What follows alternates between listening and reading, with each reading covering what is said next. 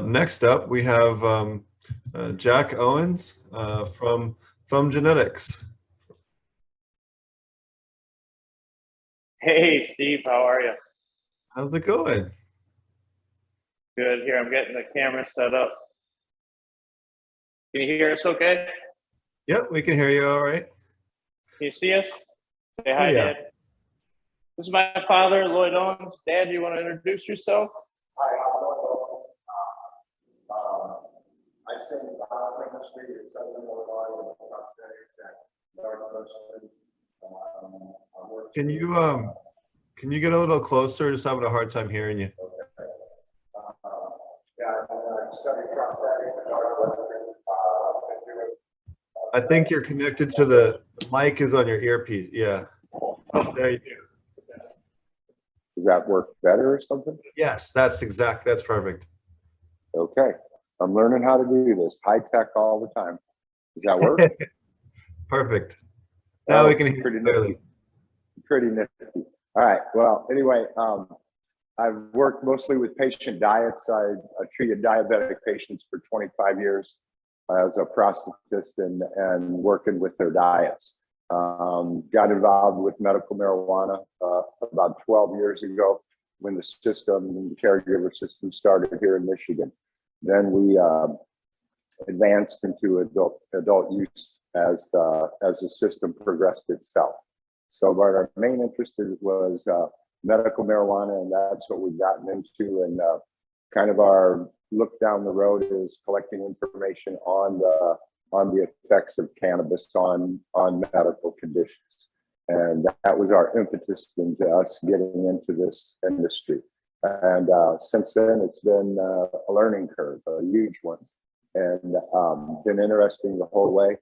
And we've come a long way. So Jack's going to start you in our clone room here and tell you how it functions and what we do in here.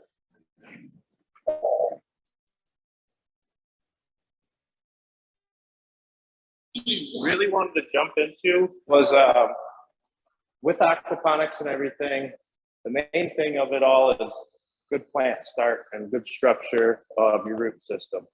And how we like to do that, there's many different ways to do it, but our favorite and fastest and best way we like to do it is in these clone boxes. Arrow cloners are some of my favorite things and favorite ways to do this.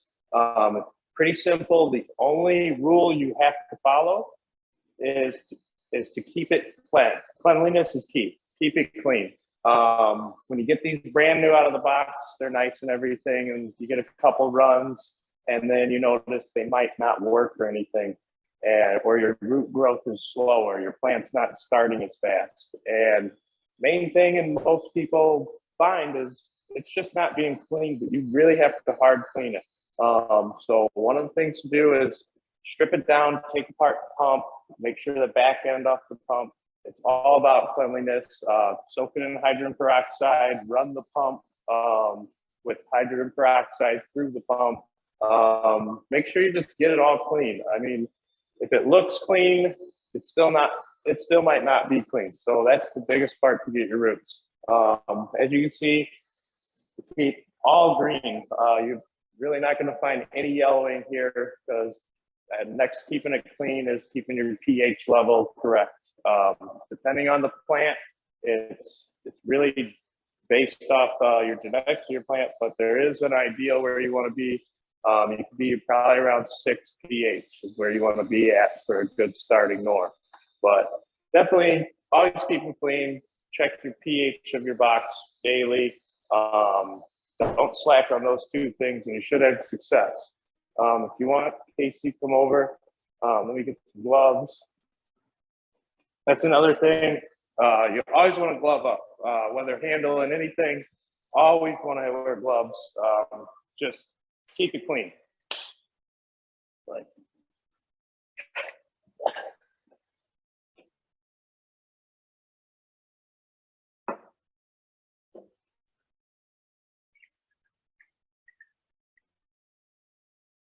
we're about to transfer these. It's going to go in our new room. Big surprise coming up in the next couple of weeks. We will show you guys our new room we're working on. We're real excited for that. Everything in here is going to get transplanted into that. We will not show that today, but when we get that up and running, we will give Steve a call and make an appearance with him and show off the new room.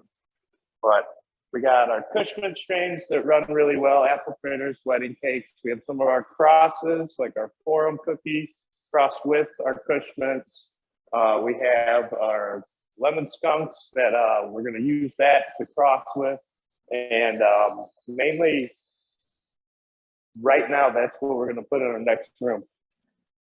And then if you look at our ambient temp right now, it's about 68 degrees in here, and we're not too worried about the ambient temp.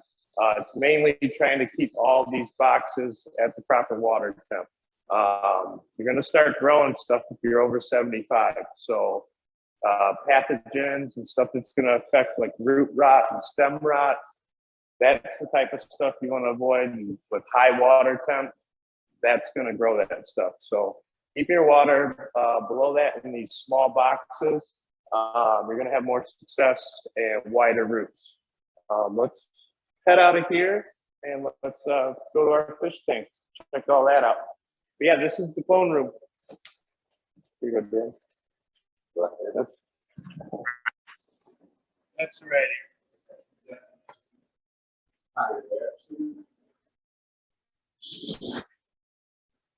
Okay, hello. Hey, well, here we come around the corner. Can you hear me? Yes, we can hear you just fine. Okay. All right. You're good. So we come around the corner. It's dead silence with these earbuds in. And then what you see is we're installing another new tank here. This is for the new room that's here. We'll go up on top of the fish deck. You can look down and see everything.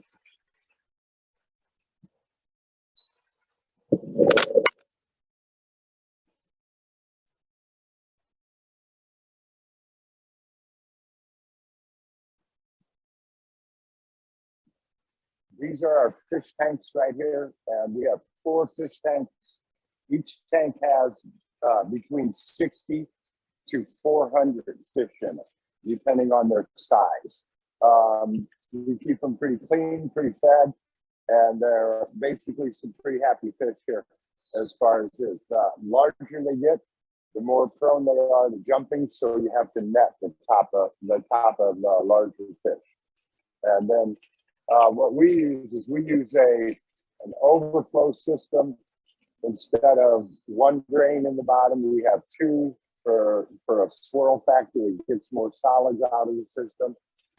We do use a dual injection system over the top with water and air, and then we have air running independently through the tank through a second source. Just if you were to have 1 breakdown, your tanks would still have aeration, your fish would still be happy. These are tilapia. We keep the pH on these about 7.2 to 7.4 on the fish. We adjust this pH with sodium bicarbonate. And then as you go through here, you can see the 4 tanks. Each of them overflow into the largest tanks, into the large pipes down through the floor. All these are drop fed from an overflow. They continue through. Here we have our solid separator. Our solid separator, this pulls exactly what it is. The solids go out, down below, and down to the bottom tanks, and the effluent goes through the upper tanks. What we use is a dual sewage system here, and we run both a coupled and decoupled aquaponic system. And this dual system allows us to do that. As it comes through, it filters here. It goes into the end. All these turns here. The solids go down to the bottom down here, and then the bottom tanks down here. What we have is an anaerobic and 3 aerobic tanks here.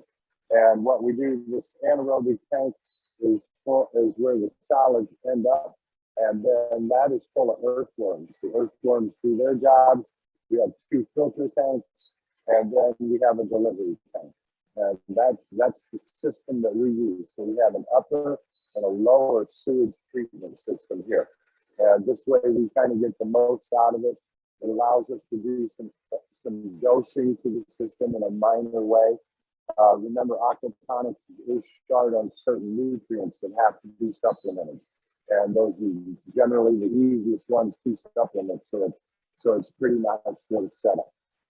We run the whole thing.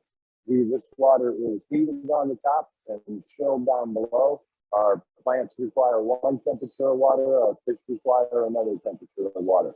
We meet both ends of that farthing.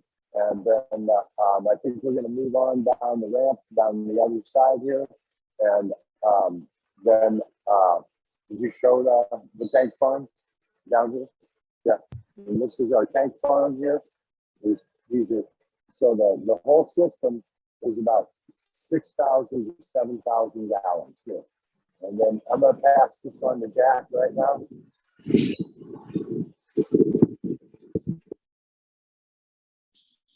Like Dan said, we use bluefin tilapia for our fish. Danielle earlier over in Canada was awesome with her presentation on the koi. And that's not something we're opposed to at all. Later down the line, we are going to get into koi. Right now, bluefin tilapia was the readily available type about 1.5 years ago. And so we went with them. They are a little more feisty when they're hungry. We do have separate tanks for their sizes. So our bigger ones are in a different tank and the smaller ones are in other size tank.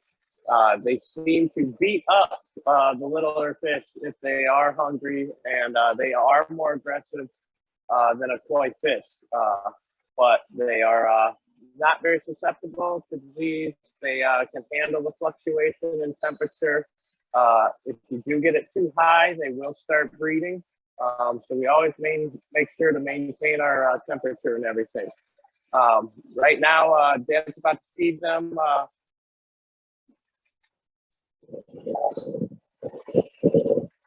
And this also adds, when we feed these fish, this will add our phosphorus to the water or something. If we need, we will change their diet in order to add and supplement this water. There's a lot of different foods out there that you can get. Yes, they are organic, but make sure to read those labels and do your research. Because if you're looking to add something to your water, something in that food might not have it, and you're not getting what you really want to add. There's other supplements that you can do, but the main thing we like to do to add to our water is about how we feed the fish.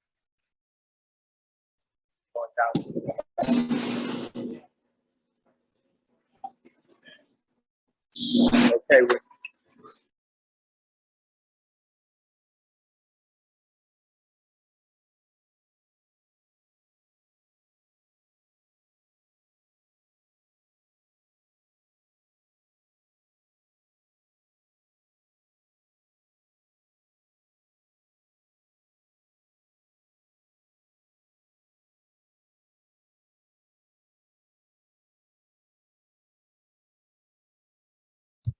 We might have had I think he might have wandered out of Wi-Fi range there. I know this happens before. This happened last year with Habitat Life when they were giving us their presentation. We walked too far and lost Wi-Fi, so I'm sure they'll join us again in a second. No worries. These things happen. You have rooms with lots of metal and bracing and grow lights and other things.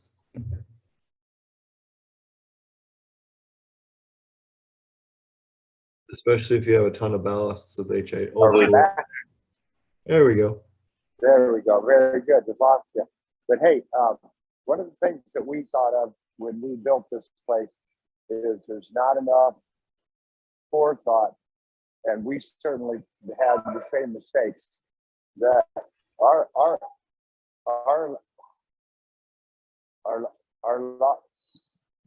electrical system It's like you still have an issue. There you go. Something about your particular spot you're at is affecting your signal, I think. But we're too far away from the Wi-Fi. Huh? Possibly, yeah. Or that or the metal around you, the exact spot that you're standing, maybe. Well, I mean, we There you use our go. Wi-Fi. We use our Wi-Fi pretty much everything. So anyway, we bring in 1,200 amps of power in here. We're using less than 300 for our whole facility. We bring the power in fairly just a lot of it all at once. And what we do is we use these different transformers, and we generate whatever power we want. And we try to run the whole facility off of 3-phase. The higher we can get it, 480 is our favorite. All our lights run off of 277 3-phase. Most of our motors and pumps are 240 3-phase. We have 2 big pumps that are 480 3-phase. And then we have all of our air conditioning and our HVAC systems are all 480 3-phase. We generate, you know, if we want 110, we generate 110. If we generate 480, we can generate that.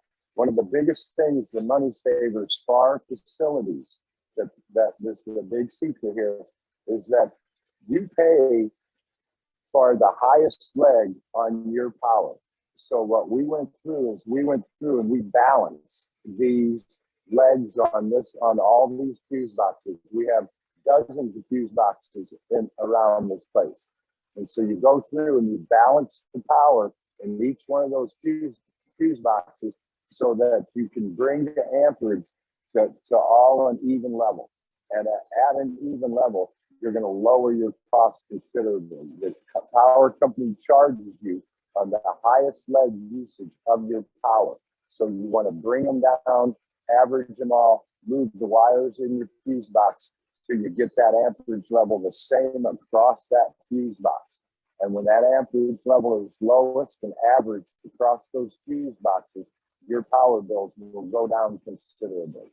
And so that's what this entire end of the building is about keeping our operational costs down. And that's what we've built into here. And so, okay, Jack wants to add.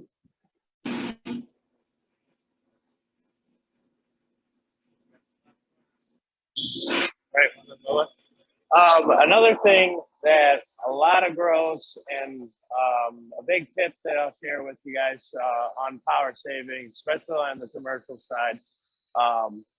A lot of these things, like we use the TrollMaster systems for all of our rooms, and you have dimming capability to dim those with whatever light sequence. So if you're doing your 12-12, you can have them fired on to whatever percentage throughout the day, and then you cut them off at 0% once the light cycle for the day is over. A lot of people just have their ballasts constantly on while that's going, and they just have the TrollMaster set to 0. So your light is actually on. Your light is off, but your ballast and your power is actually running the whole time. So that is just skyrocketing your bill. And yeah, the light's off, but the thing's running. And it's not running at full or anything, but you are wasting dollar bills out the window. And what we did is you can install an analog switch, a timer switch, and have kind of a system of redundancy with that, with your analog switch turning off the actual power to your ballasts, and then your TrollMaster turning off at whatever time set you want your lights to turn on and off. So that is something that a lot of commercial grows do not do. They just have their ballast set to dim 0, and that thing's always fired on. It's more common than you would think in the greenhouse, indoor grow. It's something to definitely look for, and it definitely adds up and saves you a lot of money.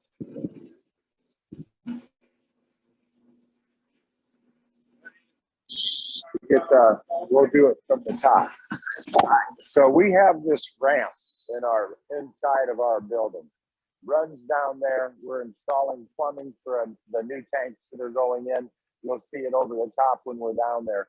But we use this to our advantage. So what we have is we have gravity flow down into those tanks. Yeah, and so we're adding water into these drainage pipes constantly by gravity, and then they drain into the tanks down there. We have a pump down there, and it pumps it up, and then pumps it up to the fish and the fish deck, and then from the fish deck, it starts the whole process over and down through the plants again. The big thing about our pumps, and I'm a firm believer in this, is there's a thing called variable frequency drives. Variable frequency drives in a commercial setting will nearly double the life of your pumps and your motors. It also allows us, instead of using valves, which cause back pressure on the motors, it allows us to actually set the frequency on the motors so that they just don't drive as hard, or you can drive them harder. You can actually go past capability using a frequency driver. And so what you can do is you can balance the flow of the water going in, going out, and make it exact so that this pump is always running and this pump is always running. So between the two of them, you get the exact water flow you want. Every one of these pump systems is redundant. If one fails, we have one backup to come online. And then so that way there's no hesitation in it. We have, as we'll walk on down, what we have also is we have an overflow tank. And this allows us, when we turn the system off, there's a whole lot of water still in the system, and it takes a while to drain. So we put in 250-gallon overflow tank. We catch all that overflow, and then when we fire the system back up, we pump it right back into the system. So we're going to look down at this over the top, okay? As we built this, the rooms are in the center. All the amenities are around the outside of this. Here's one frequency drive, and you can see, I don't know if you can see the number, but that pump is running at 3,600 RPMs right there.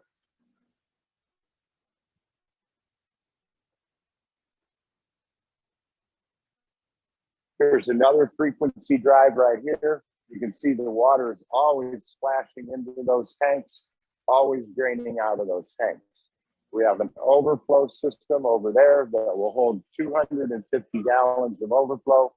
And then we have the new 1,200-gallon tank that we're getting ready to bring online right now. Over here is more equipment panels. Like I said, there's dozens of panel boxes through the building. And then Jack's going to come along. We're going to go into one of the flowering rooms here, and then you'll have a thing. Each one of our rooms are 20 by 60. That size allows us to avoid being too square, so you don't get too much trapped air up into the corners or too much HVAC dead zone.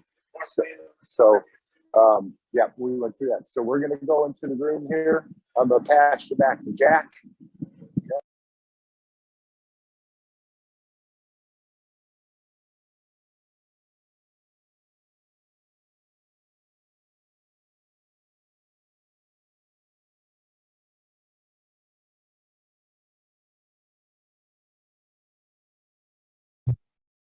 Looks like they're having connection. There we go.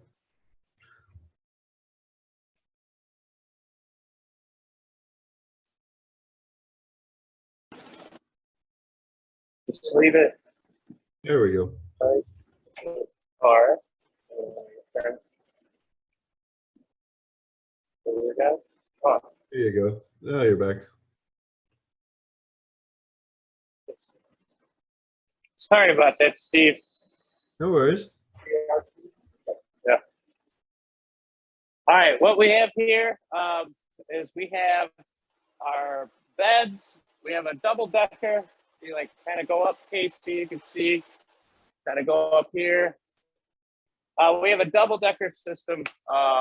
It has about 500 to 600 gallons of water, which is a lot of water to control. So in our new room that we have in our new design, we have gone from 5,400 gallons of water to 1,400 gallons of water. So I'm excited to show you guys a new system. I wish it was online for you guys to see now, but it will be a big surprise and coming up soon. But right now, we try to maximize canopy with our space. We got, right now we have 500 gallon bed. What we use is actually, we've gone through a lot of media. We've gone through dual root zone, which I do love. It really gets a plant kick started in that soil. And then once it grows through and hits that water, it really is a hardier stock, and it's a very nice plant with the dual root zone. The one thing about that is on a commercial level, especially when we're going to like 10,000 plants in a facility, dirt is kind of something you want to eliminate from bringing into your facility at that point. It's more maintenance that you have to deal with, more time, it costs more money with bug preventative maintenance, and it's just one more thing to deal with. So what we've done is we've done hydrogen, and we've tried certain plastic medias, but we've moved to this media called Tetra Base here, and it's heavy. It kind of naturally stacks on itself. It doesn't seem to lock up the plant or anything, and its best thing about it is it's pH neutral. And as you know, on a cube with the dry back or even hydrogen, something like that, if the pH changes around that stalk and those roots initially coming out, it's gonna mess with the plant. So something that's pH neutral is very beneficial. So that is kind of what we've been going with now after some trial runs and everything. It seems to be the best thing for us. I am a fan of the dual root zone though. I really enjoy that method. And when we do expand one of these days to maybe a greenhouse, we'll go back to that method on the outdoor platform. But really, hardest thing about these is controlling your flow rate and your water rate.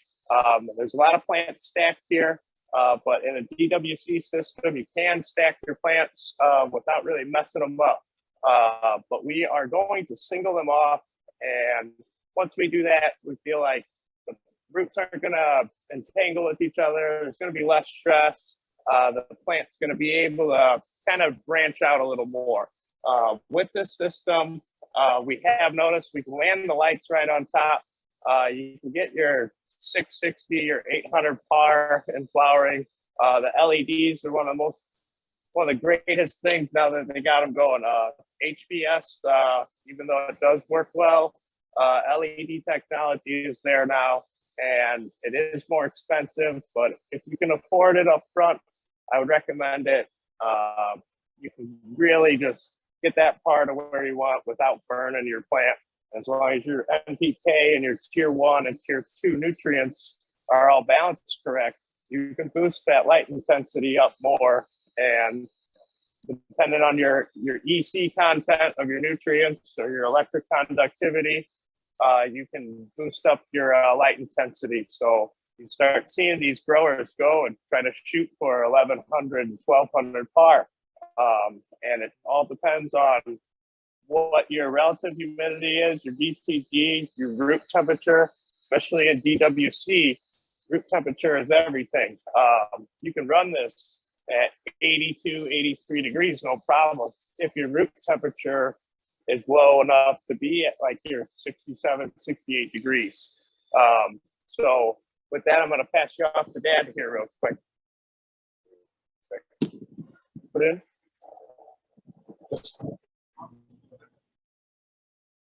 So just to finish off in this room, we've had this room going a while. This room is only vegged for about 3.5 to 4 weeks. It's in its 3rd week of flower right now.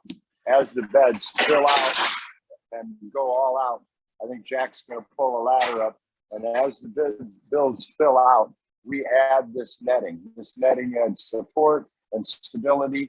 There's a lot of air that moves through this, and it'll virtually, when you're close to the fans, it'll be too much air for them. So there's not a lot of support in the base in aquaponics. So you try to add the netting. Also, these buds, as they grow on, they get very, very heavy, and then they'll try to pull the plant over. So when you have more nets, this bed here has 3 nets on it, and each one of them, this will allow this plant to grow up. It also allows us to spread the plant out, to pull the plant out and expose it to more canopy if you want. That way the light goes through the plant more and gets deeper penetration into the plant, which is what we like about the LEDs. The buds at the bottom.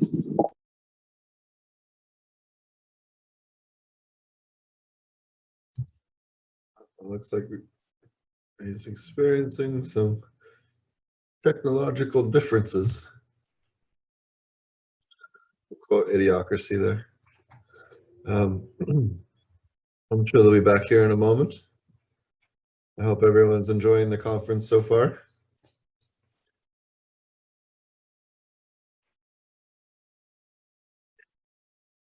Well, someone was saying about the plat. We'll get to that in a moment. Looks like they're back.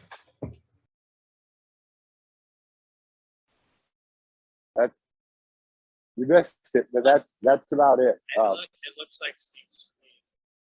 Are you there? Yep, you're back now. Okay, golly gee gosh.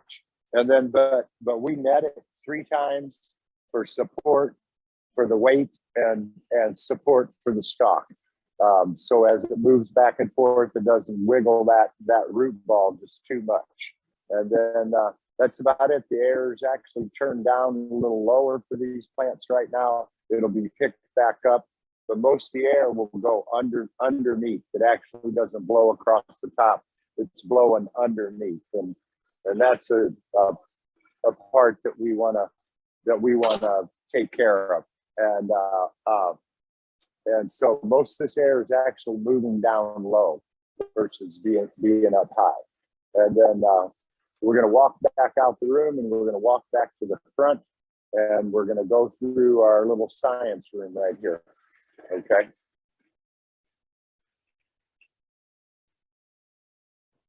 What we found in aquaponics is that everybody can tell us that, oh, what aquaponics is, you have the fish, you throw them some feed, you have to supplement a couple items and everything, but nowhere in the literature and looking around you find exactly what your water has to be.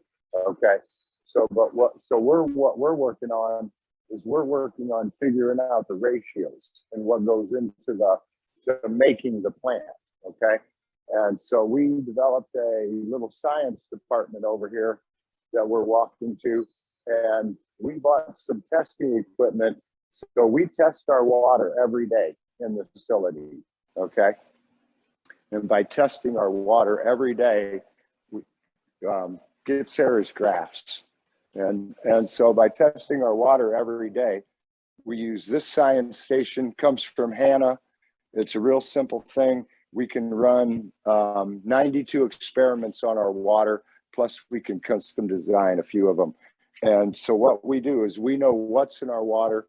And really what it is you could supply all the nutrients to the plants, but if you don't have them in the correct ratios to each other, then the plants don't do what they need to do.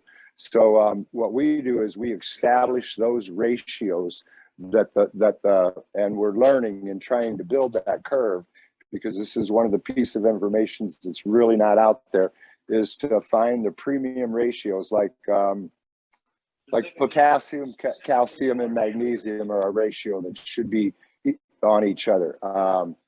Magnesium, responsible for almost every one of the reactions in the plant. That's got to be in a relationship to that calcium. sulfates have to be in a relation to the nitrates. Have too many sulfates in ratio to your nitrates, then you don't get nitrogen uptake. You know, there's all these little things that do not affect plants in the field as much as they will that they're sensitive to inside of aquaponics. And that's what we're trying to do. We test the water, test all the different factors of it. A lot of them are hard to test because they're not salts, and all these experiments work on the salts. And so they're tough to measure them. So it is something that you have to build over time. What we do is we take this data, we graph it per month, we graph it per a couple months, graph it per 6 months, and we watch these curves rise and fall. And then we watch them and we plot them on the same graph, you know, like the magnesium, calcium, and the potassium. Those are on the same graph, so you can look at their relationships as well. So that's a very important part of aquaponics that you don't have to worry about so much in a smaller grow, but in this larger commercial thing, we're trying to bring it down to anything that's worth a couple percent on a large scale is quite valuable. And so anything that's worth that couple percent, you know, if you can improve by a couple percent, that's what you're after. And so while you build, you know, like say for instance, a good light, you know, you want that light distance the right way, you know, enough cooling over it. There's a lot of other factors that affect the performance of every other feature in the aquaponics. Aquaponics, once these are balanced, you can run these rooms at some very high temperatures and do photosynthesis at a rate that is beyond what you can achieve outdoors in a natural sunlight situation, unless you're doing aquaponics outdoors. And but still, you try to tie all the factors together, find out which factors are impactful, and start adjusting those by a little bit of percentage here, a little bit of percentage there, so that the end results is you've come up with a gain on your commercial. You know, a 1% change over 10,000 plants or 2,000 plants is a lot of weight gain, which is a lot of income that we need to try to capture. And then so we use this science room. Guy spends 3 hours a day in here measuring, breaking down our water, both for our fish and for our plants. And because, like I said, we run both a decoupled and a coupled system.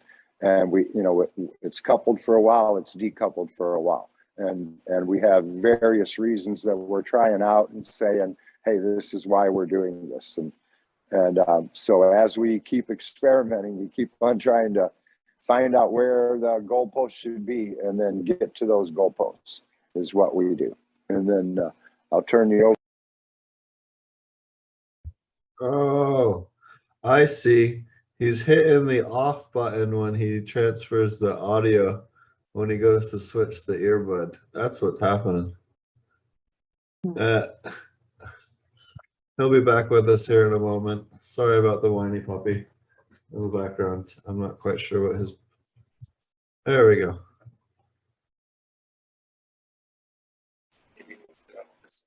All right, we're just really bad with Apple products.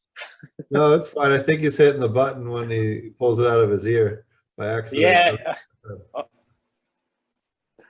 right, but what we have here, Steve, is a spectrophotometer, and this is by hand instruments. It can measure up to 96 elements in our water, and with that, it doesn't measure it all at one time, but just checking one test at a time with the reagents that we have. If this is something that you can afford and you are very serious, especially on a commercial side, instead of sending it out to a lab and getting it tested and waiting for results, seeing a more exact reading, say you want your iron reading or something like that, and you're thinking it's low and you're reading at like 0.53 or something like that, whereas you want it to be more towards 2 milligrams, milligrams per liter.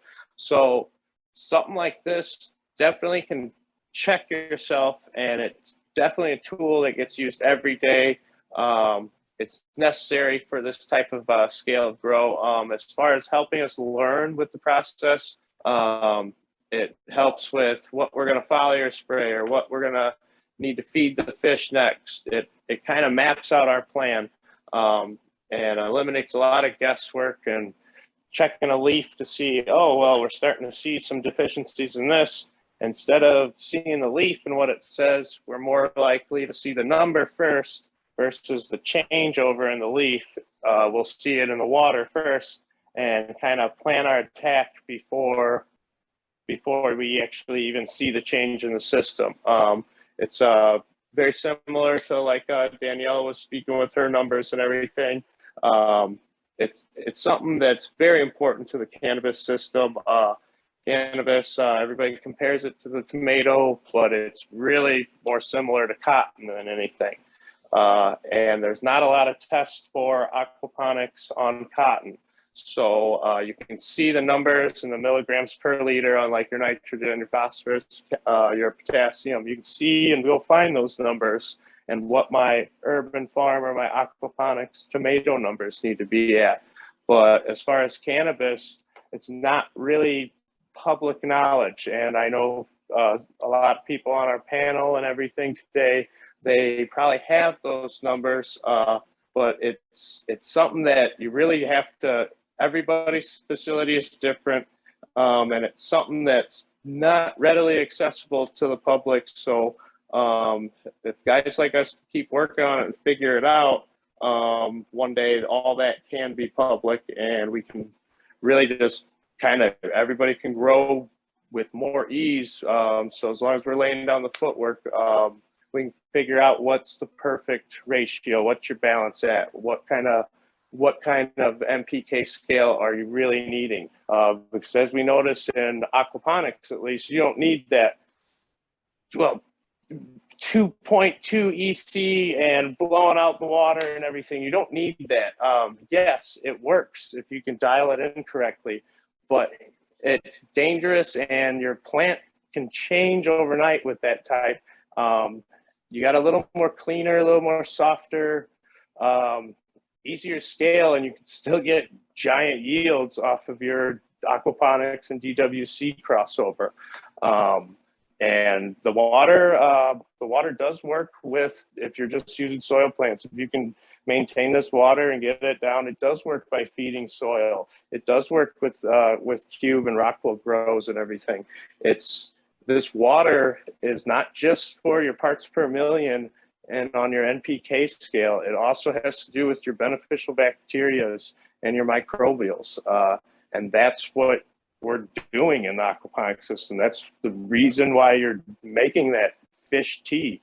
Like there's that brand out there called Fish Shit, and they're making a killing off of it and they're selling it in all the grocery stores. Well, that's what an aquaponic system is doing. You're taking that fish and you're taking that and you're turning it into something that's beneficial for your water. So Can you turn your phone, the camera? Oh. There you go. There we go. All right, I'm gonna pass you over. Don't hang up. Is it going? You're good. We should have bought 2 sets of these things. All right. So anyway, what we do is we have a system, and each part of this tank system has a different type of bacteria in it that always ends up all over everything and throughout the whole system.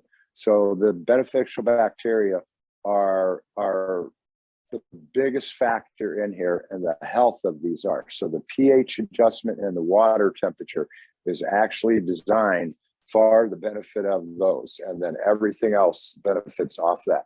Even our that we learned to do, all of our pest management that we've learned, we've done that all with microbials and all with active fungi and this kind of stuff, that after they've done their job, they just die out and go away because there's nothing left for them to eat or digest or to grow on. However, they attack whatever kind of pest you have. We use We use a lot of nature to control our environment here. We're in Michigan, so we got actually half of the year or better where it's well under 70 degrees outside. And so we use that for both our HVAC, for our ventilation. It keeps a lot of our costs down. It keeps our building cool. And so it's all about the environment, the health of your microorganisms in your system, and the controls you put on your water. And so that's the biggest thing that we try to take care of. We use the aqua shields and the HydroGuards and these kind of products.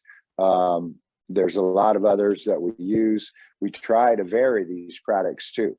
You want a mixture of these because every bug that attacks, every microbial that has a good side has a bad side.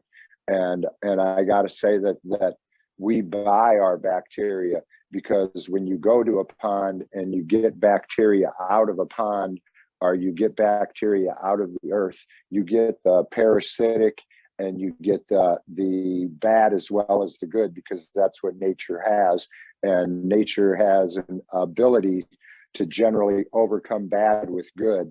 And what we do is we just buy it ready to go. You know what type of different bacteria, bacilla, whatever you want to buy. There's strings of them that we use. I mean, just dozens and dozens of them. And we buy those so that we know they're pure and we have no cross contamination from any harmful bacteria in that. And then you add it. Each one of these things has a treatment program on it. You should treat this once a month. You should add this every 12 weeks. And each one of these bacteria that we add has a life in the system that we run up to its expiration date, and then you put some more. If you change these, or if one of these dies out, you can see it in your water because it affects the uptake of the plant. And then if we see that for some reason our nitrates levels are running a little higher than what they should be on a return, then we know that we're not getting enough uptake of the nitrates in there. You can bump the bacteria that way. And you can do it almost instantaneously. It takes a quarter cup, a cup full of something, throw it in there. 20 minutes later, it's working by a chance and like a champ. And by the next day, it's reproduced and then the next day it's into the billions. And then it just happens so fast with the bacteria. Can't stress it enough that it keeps the bads out of your water, and try to just make sure that your water is cleaned. And what we do is we fill our system with RO, let the 2 filtration systems do it, let the plants filter the water for the fish, and just create that cycle that goes round and round nonstop. And that's what we've done here. We're hoping that, we've got the recipe for success for now. Took some time to figure it out, and now we're moving forward with that. And so we're going to show you our trimming facility now. I think we got 10 minutes for questions. Okay. I think Jack says we have 10 minutes for questions here. Oh yeah, I know. If you want to show us something real quick first, we can. Yeah, but yes, we do have 10 minutes left for your talk. Okay. Can you hear me, Steve? Oh yeah. Okay, cool. We're gonna go this way. It's not too big or anything right now. Our trim facility. But right now we have a room where we will do some hand trimming, but mainly we a commercial setting, you kind of need to do auto trim, and we'll have a batch 1 trimmer coming along soon.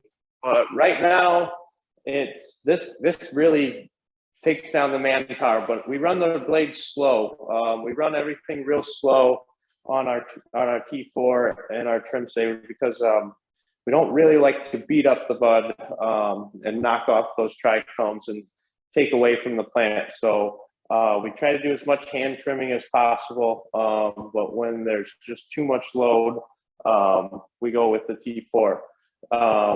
And really that kind of concludes our tour. We're back over to our clone room, back in here where all of it starts. And if you got any questions, we are open for them. Sure. Look at your, so have you had any, how much water are you going through each day with those drum filters? I know sometimes With they the can drum use filters, water. we use about 150 gallons of water with the drum filter. Well, that's not bad. That's not that bad. Part of it helps is that with the drum filter is that ours is set up at maybe a little, just a hair higher of a speed. Remember, we use a dual filter process, so that drum filter really doesn't have to work as hard. Our goal is to get it through the filter, not to hang it up in the filter. And it really just collects. It doesn't have to collect as much big particle because our drains on the bottom, we actually have 3 drains on the bottom. We have 2 big drains on the bottom of each one of those tanks that add a swirl filter. We have a smaller drain on there that runs constantly.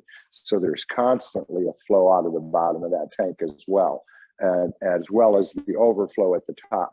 And so what we do is we're sucking down the solids and we take more of them off of the bottom than what people do floating up and using the overflow. You got to remember, the most of them solids aren't floating on the very top. They're in the different stratas of the water. So it's easier to pull that waste down and out than it is up. Okay. We even are experimenting, and we try to recycle everything we did in the past, and we've gone back to it to where we recycle our condensate water. The idea is to have as small a footprint as possible. So in the end, that 150 gallons that we draw off of there, and then you have a couple hundred gallons in the course of the day that are given up due to the dehumidification and the air conditioning that we run in the system. And the idea is to recycle all of that condensate water and put it back into the system. Whereas condensate water contaminates very easy due to the trays and the grills that are in your air handling equipment. It gets dirty, so it has to be cleaned. One of the best cleaners is a cleaner called Oxine. It's used to clean food lines in the food processing industry. And you can use that same product to clean and sterilize water before it's put back into the system.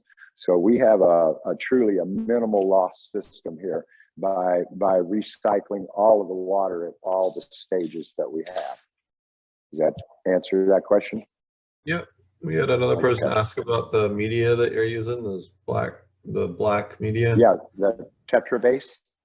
Yeah. So what is that? They're asking what it is made of. That's made of a fairly dense polyethylene is what that made. And then it was done on a carver, on a plastic carver. And then after it was kind of perfected, it was done it's a blow mold process.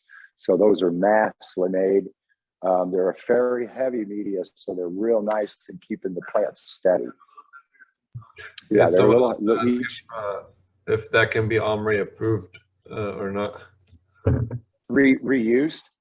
No, armory approved for organic. Do you know if they'll approve yes, that? It ought to be, because it is armory approved is what I was just in for. Okay. Nope. It's in patent pending right now. And but it will be, because it's pH neutral and it can be cleaned back to its original surface.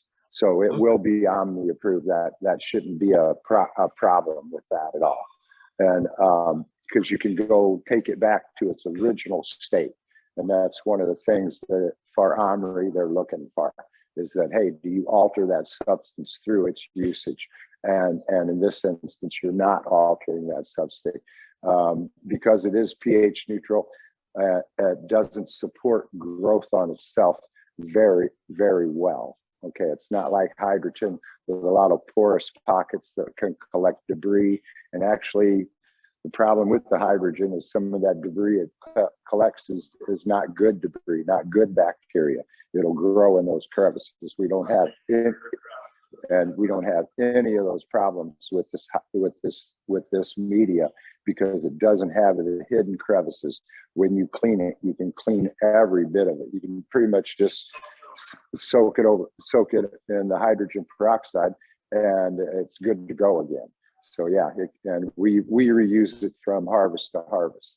It's a little more expensive, but the fact is you don't have to rebuy it every time. It is reusable, and so it's to our advantage. We had someone else ask if you use lactobacillus at all in your system. Yes, we do. Yes. Have you noticed any, change with or without it? Yeah, we do like it, and we do feel that it's one of the plus bacteria to add. We do add it not by itself. We do add it in conjunction with. There's a mixture of like 8 or 10 that we put in at the same time, of which that is one of them. Awesome. Someone else asked what your feed rate was. Our feed rate varies. We have a pretty strong feed rate. I haven't gone like grams per grams too much, except for when the fish were little. I go by more of the idea is this is how much they will eat in 3 minutes. And what they eat in 3 minutes is generally enough to hold them and consume them. The fact that they get fed every day takes some of the worry about, oh, am I giving them enough grams per usage? After a fish reaches a certain size, and in the tank, they're all different size. It's hard to go, okay, I got 1,000 grams of fish, so I give it 3% or 5% of its body weight per a feeding there. When you've got tanks full of fish and they're all varied in size, that becomes a very difficult thing. Those body weight per gram things will give you a base to start with, okay? And every now and then we will pull a fish out and weigh a fish, okay?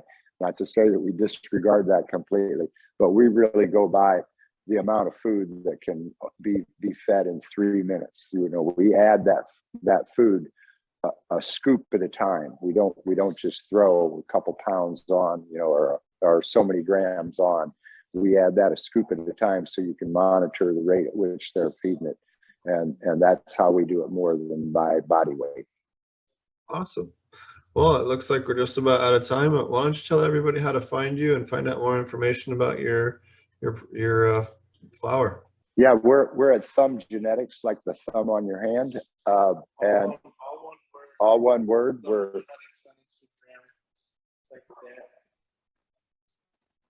We're on Instagram. We've got a new website coming up. We have social media starting in a couple weeks that we're working on. Like I said, we're kind of new at this game, and we're just really figuring it out. Jack has a sample of our product here. And that is one of our Cushman lines.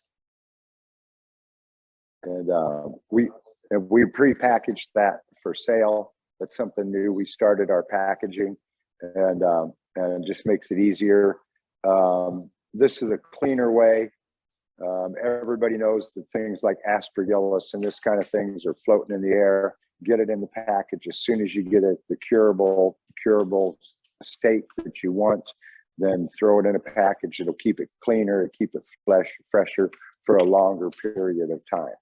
The less air attacking it, the better it's going to be. And then as long as your humidity is true, yeah, you internally that bud has to be at a certain moisture content before you can package it up. Yeah, you don't want the earthy buds. Yeah. Anything else? No, that's it. I really appreciate you taking the time to come on. Thanks a lot for showing us your facility. All right. Thanks a lot, Steve. You be safe, okay? Thanks a lot. Take care. Thank you. Take